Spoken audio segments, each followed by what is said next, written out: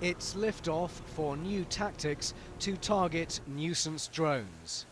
This trial at London Southend Airport has successfully located drones and, crucially, their operators.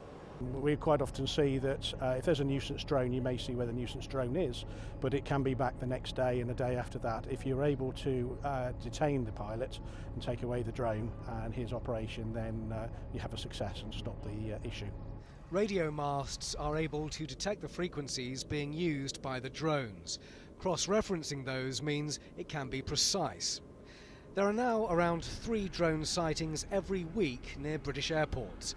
Next month, a new 1-kilometre exclusion zone around every airport becomes law. There have been so many sightings now, and a few near misses, that the pilots' union says it's simply a matter of time before there's a collision between a drone and an aeroplane. And the result of that, of course, could be catastrophic. Most airports have suffered. This is an animation of what happened at Gatwick last summer.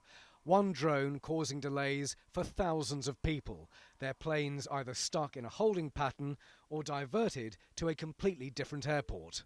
If you're stopping an operation at Gatwick for 20 minutes, that's serious. That's serious. You know, it's not about the potential of a drone hitting an aircraft. It's the disruption that it causes, and obviously for the travelling public, they don't want to be displaced as well. So that's the key issue here.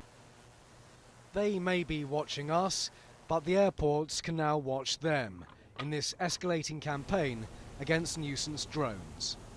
Simon Viger, 5 News, Southend.